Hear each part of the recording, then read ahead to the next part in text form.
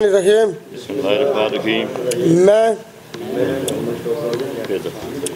नौ मुंतखब press club Hazira हल्फन इकरार करता हूँ कि मैं प्रेस क्लब हजीरा के कवायद व ज़वाबित का पाबंद रहूँगा। ये कि प्रेस क्लब हजीरा के ओहदेदार की हैसियत से जो जिम्मेदारियाँ मुझ पर आयद की गई हैं उन पर पूरा उतरने की कोशिश करूँगा। प्रेस क्लब के मफादात का तहफ़्फ़ुज़ करूँगा और इसकी हुर्मत पर कोई आँच नहीं आने दूँगा। अपनी साफ़ती जिम्मेदारियों पर किसी किस्म का समझौता नहीं करूँगा और अपने ज़ाती मफादात को बालाए ताक रखकर अपनी साफ़ती जिम्मेदारियों को पूरा करूँगा। अल्लाह ताला मुझे इस ओहदा को निभाने की तौफीक अता फरमाए। आप सबको मुबारक हो। आप लोगों ने इसकी जो है ना प्रूफ रीडिंग नहीं की थी, ये ओहदा नहीं लिखा था, ऐद लिखा हुआ आपने, लेकिन आप सबको मुबारक है। बिस्मिल्लाहिर्रहमानिर्रहीम। अस्सलाम वालेकुम नाज़रीन, मैं हूं अब्दुल गफ़्फ़ार। आप देख रहे हैं हजीरा टीवी। नाज़रीन, आज मैं मौजूद हूं रेस्ट हाउस हजीरा में और यहां पर आज 9 मुंतखब सहाफ़ी ओहदेदारान जो थे तहसील हजीरा के, उनकी हल्फ बर्दारी हुई है और इस हल्फ बर्दारी में खुसूसी शिरकत की है साबिक़ वज़ीर आज़म आज़ाद कश्मीर सरदार तनवीर इलियास साहब ने। मेरे साथ इस वक्त शौकत भट्ट साहब मौजूद हैं इस तरफ, और इस जानब मेरे साथ लतीफ़ आवान साहब मौजूद हैं।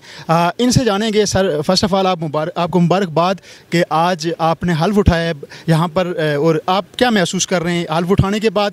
फिर उसके बाद बताइएगा कि यहाँ हजीरा के जो साफ़ियों के मसाइल हैं वो क्या क्या हैं और उसे हुकूमत किस तरह हुकूमत उस पर तवज्जो दे, इस वाले से भी बताइएगा। बिस्मिल्लाहिर्रहमानिर्रहीम। सबसे पहले मैं आपका शुक्रिया अदा करता हूँ और बिलखुसूस हजीरा टीवी का।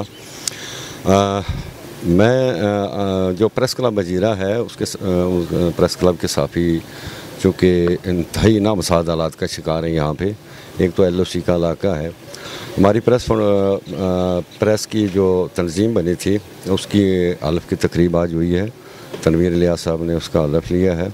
हमारी ये ख्वाहिश थी, जब ये प्राइम मिनिस्टर थे तो उस वक्त भी हमारी ख्वाहिश थी।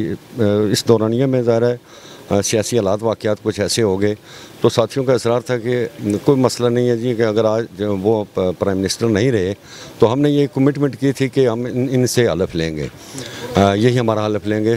तो आज उन्होंने वो कमिटमेंट पूरी की है और मैं समझता हूँ कि जो साबिक़ प्राइम मिनिस्टर ने हजीरा के साफ़ियों के लिए जो आज पैकेज का ऐलान किया है, आप यकीन जानिए कि इस हजीरा का जो प्रेस क्लब है इसको कायम हुए तकरीबन 32-34 साल हो चुके हैं। आज दिन तक ना किसी प्राइम मिनिस्टर ने ना किसी गवर्नमेंट ने हजीरा प्रेस के लिए कोई किसी किस्म का पैकेज का ऐलान दिया। मैं शुक्रगुज़ार हूँ जनाब तनवीर इलियास साहब का कि उन्होंने हजीरा के प्रेस क्लब के जो साफ़ी हैं उनका मान रखा और उनका हल्फ लिया और उनके लिए एक बड़ा पैकेज हजीरा के साफ़ियों के लिए उन्होंने बैरून मुल्क जो है वो दोनों की उन्होंने वो अपनी ज़िम्मेदारी ली।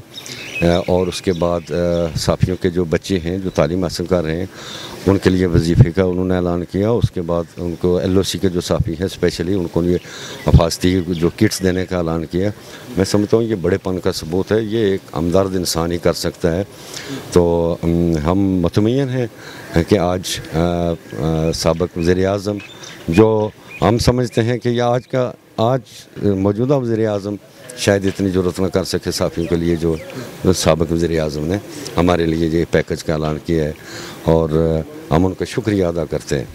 जी बिल्कुल, जिस तरह शौकत साहब ने जिक्र भी किया कि साबिक़ वज़ीर आज़म ने साफ़ियों के लिए मुख्तलिफ़ चीज़ों का ऐलान किया, जिसमें हेल्थ इंश्योरेंस समेत एजुकेशन, साफ़ियों के बच्चों के लिए एजुकेशन के लिए भी दरवाज़े खोले, जो कि खुशान बात है। इस वक्त मेरे साथ लतीफ़ आवान साहब मौजूद हैं JK व्यूज़ से। लतीफ़ साहब, क्या समझते हैं आज आपने हल्फ उठाया है, पहले मुबारकबाद, फिर क्या समझते हैं कि कौन से साफ़ियों के जो मसाइल हैं यहाँ हजीरा के अंदर वो प्रायोरिटी बेस पर हल होने चाहिए, उस हवाले से बताइए।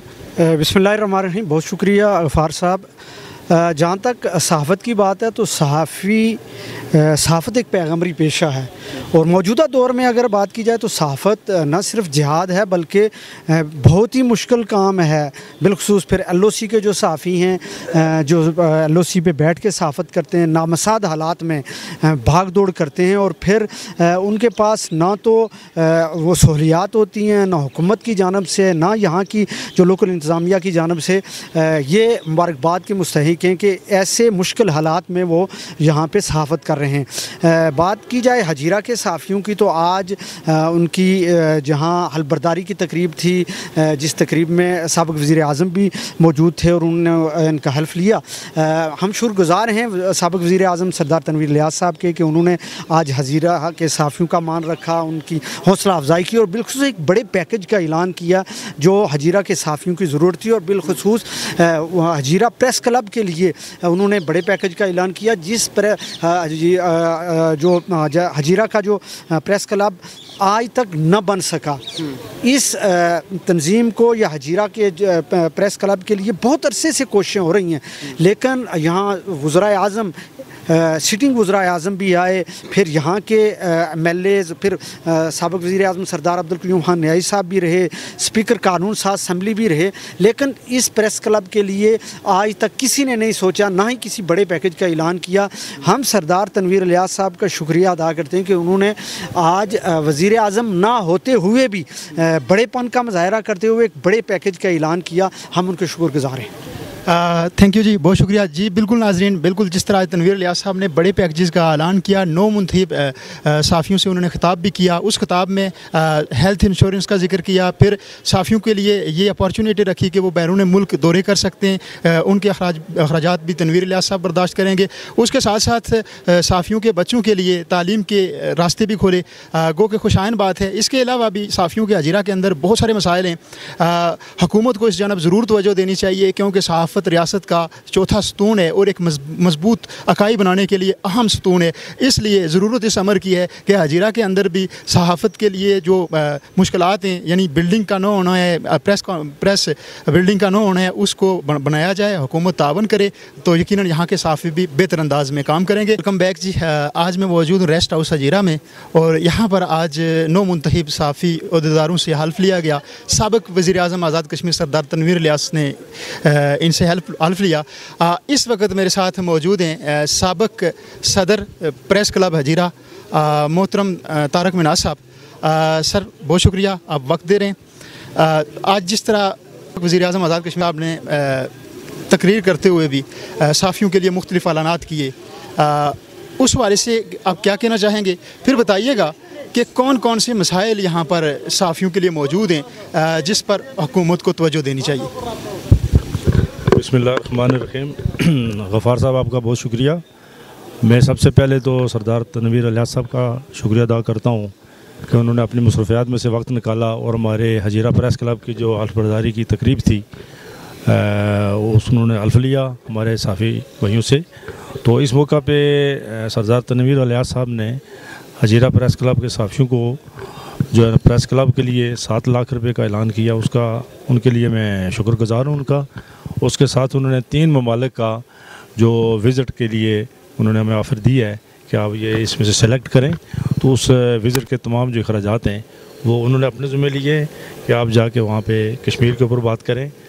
मैं समझता हूँ कि ये कश्मीर काज के लिए और सहाफ़ी बरादरी के लिए ये बहुत बड़ी एक पेशरफ्त है और मैं सरदार तनवीर इलियास साहब का फिर से शुक्रगुज़ार हूँ।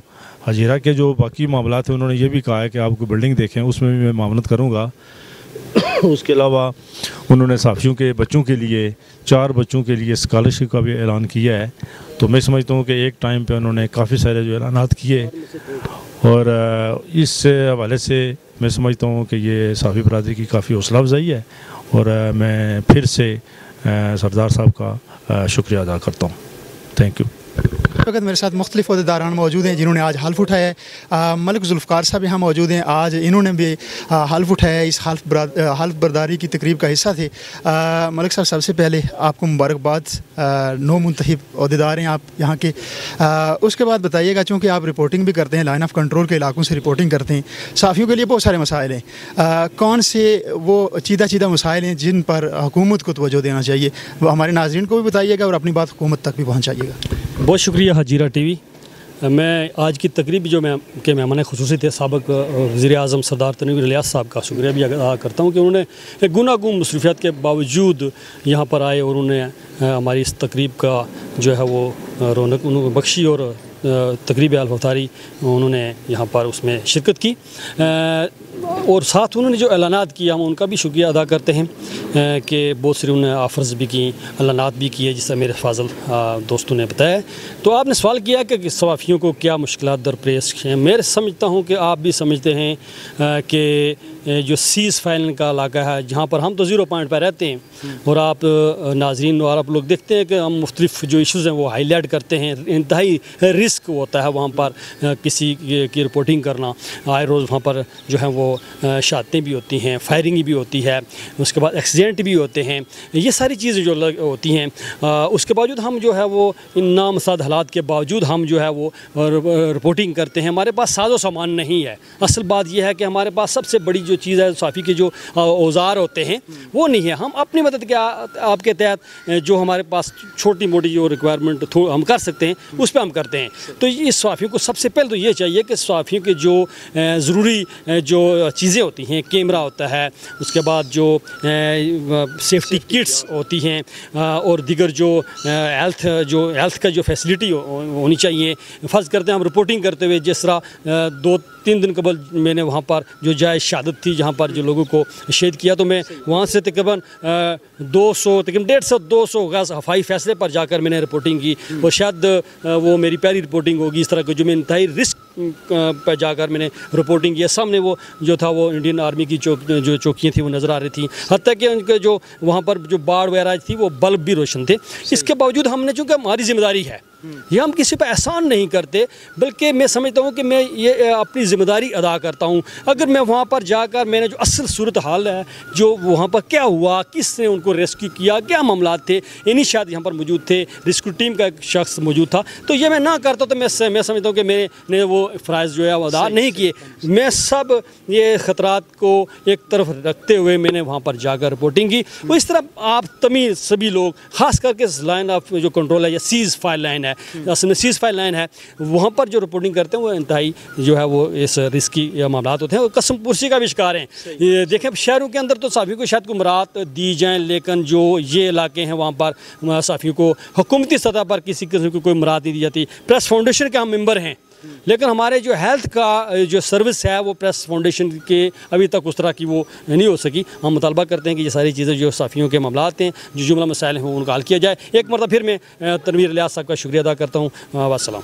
आपकी जो हमारे साथ है, मैं आपको प्रेस को प्रमोट करना चाहता हूँ, लेकिन इनके होते हुए आपको किसी चीज़ की ज़रूरत है। मैं आपको बताऊँ कि ये बंदा वो है, मेरे में गलत बात होगी, हो सकता है ज़्यादा मैंने सब्र कर लिया, उसको चुप हो, लेकिन दरवाजे से बाहर निकले फ़ौरन से मुझे कहना ये खरा आदमी है।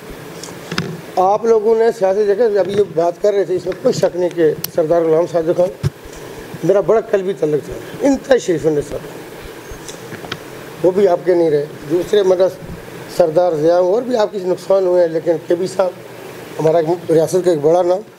लेकिन अब ये क्या है, ये ज़हन में रखें, इन पैगाम पर जो खबर लगनी चाहिए नुमाया, और बच्चे मतलब वो करेंगे, फ़ोटो गैलरी करेंगे जिसमें जितने आज़ाद कश्मीर के शोधा हैं, तीनों मुसल्लह अफवाज के हों या उससे अलाइड जैसे रेंजर होती है, मतलब नॉर्दर्न लाइट इन्फेंट्री है, अफवाज के भी और जो हमारे तहरीक आज़ादी के भी, या वैसे LSC पे कोई टीचर था, डॉक्टर था, इनकी हर 3 माह बाद आप करवाएंगे, जो पहले आप करवाएंगे उसकी मैं अपनी खुद आपके प्रेस के लिए ये हो गया। बाकी यासिर साहब ने आपको और देने हुए 7 लाख रुपये आपको वैसे देते हैं जो आपके पास था। बहुत शुक्रिया, बहुत शुक्रिया। चुके जो चुगताई साहब ने दिलों अतरे कमज़ोर से ना लाया हुआ है, सोचने से कि असल गल गोल करके 2 पैसे इस वक्त के लिए जो आज जीरा की प्रेस के लिए जो 1-2 चीज़ें पेंडिंग थी, लेकिन वो जब आप एग्जीबिशन करेंगे उसमें हम आएँगे। ये जो आपका पैकेज है यही हमारे मर्द की गल में आखी तो समझ ये फ्यूचर न लीडर साढ़े अच्छा सर हुण इन्हें नहीं गल खत्म या बुकला अस थोड़ा जा वो इंतहाई मुश्किल है क्योंकि यहाँ पे उस तरह की सहूलियात मैसर नहीं है, बिलखसूस क्योंकि हमारा शहर बिल्कुल कंट्रोल लाइन के साथ है और यहाँ पे उस तरह की सहूलियात नहीं है जिस तरह की सहूलियात साथियों को होनी चाहिए। तो प्रेस वजीरा जनाब परवेज़ अख्तर चुगताई साहब और हमारे सीनियर मोस्ट जर्नलिस्ट जनाब मसूद गर्देजी साहब और दीगर तमाम जो मेरे रफ़क़ा हैं और दीगर जो मेहमान यहाँ तशरीफ़ लाए, आपका शुक्रिया।